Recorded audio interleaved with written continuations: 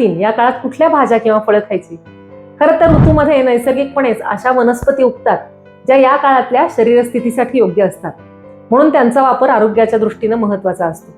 त्यामध्ये एक कुडा आहे, म्हणजे कुटज, त्याच्या शेंगा किंवा फुलांची भाजी आहे, ती कृमीनाशक असते.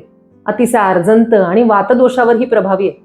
तसंच तांदूळजा, टाकळा, घोळ, भारंगी, हादगा, शेवगा, कारली, भोपळ्याचे सगळे प्रकार या भाज्या किंचित कडवट असल्या तरी शरीरात साचलेले दोष आणि ओलसरपणाचा नाश करण्यासाठी उपयोगी आहेत.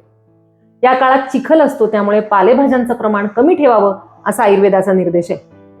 आणि फळांच्या बाबतीत जांभूळ, आंबा, फणस, पेरू ही या काळात येणारी फळं. पण पावसाने या फळांची चव कमी होते. शिवाय जर पावसात झाडावरून पडलेली फळं असतील तर ती किडलेली असू शकतात, त्यामुळे जंत होऊ शकतात. म्हणून या काळात येणारं डाळिंब हे सगळ्यात श्रेष्ठ. त्या त्या ऋतूनुसार योग्य अशी फळं, भाज्या, वनस्पती निसर्गानंच आपल्याला बहाल केलेल्या आहेत. आता टिप नंबर 4, काय टाळायचं? तर फ्रीजमधली थंड पेय, आईस्क्रीम हे अर्थातच नको. तळलेले पदार्थ म्हणजे भजी, वडे, सामोसे. कारण पावसाळा म्हटला की गार हवा असते, काहीतरी चमचमीत गरमागरम खावंसं वाटते. अशा वेळेस शक्यतो भजी, वडे विकतचे खाल्ले जातात. आधीच मंद झालेली पचनशक्ती, त्यात असे पदार्थ खाल्ले तर आणखीन मंद होते. मग ताप, जुलाब, ऍसिडिटी, खोकला अशा आजारांना अगदी आयतं निमंत्रण मिळतं. आपल्याकडे म्हण आहे बघा, आषाढ तळायचा, श्रावण भाजायचा आणि भाद्रपद उकडायचा. आषाढात होणारा वातप्रकोप शांत करण्यासाठी थोडे तळलेले पदार्थ तुम्ही खाऊ शकता, पण ते घरी बनवलेले असावे. वडे, भजी यापेक्षा तुम्ही तांदळाच्या पापड्या, कुरड्या असे पदार्थ खायला हरकत नाही.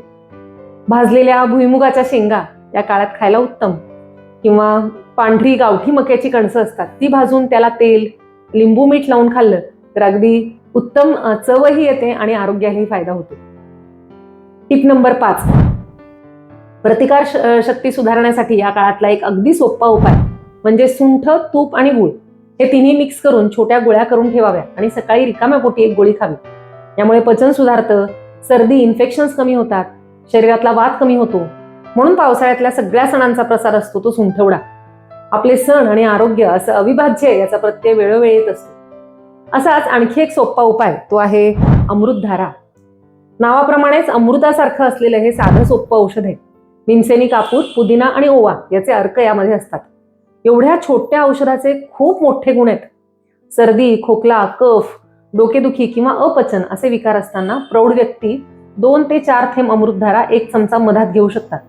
किंवा तुम्ही कुठलाही काढा, गरम पाणी यात सुद्धा हे घेऊ शकता. लहान मुलांना मात्र हे पोटातून देऊ नका, कारण हे तिखट आहे. त्याऐवजी त्यांना याचा रुमालावर टाकून फक्त वास दिला तरी सुद्धा कफ कमी होतो. डोकेदुखी किंवा कफ झालेला असताना कानशिलावर किंवा घशावर याचा एक एक थेंब चोळावा.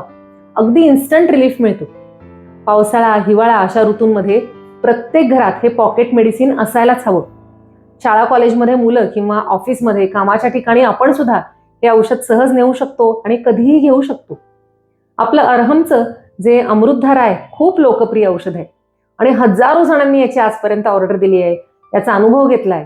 तुम्ही सुद्धा यापूर्वी आपला अमृतधारा वापरला असेल तर कमेंट्समध्ये नक्की लिहा. तुमचा अनुभव काय आहे ते आम्हाला कळवा. त्यामुळे फक्त आम्हालाच फीडबॅक मिळत नाही, तर इतर प्रेक्षकांना तुमच्या कमेंट्स वाचून आयुर्वेदावरचा, अशा औषधांवरचा विश्वास वाढायला मदत होते.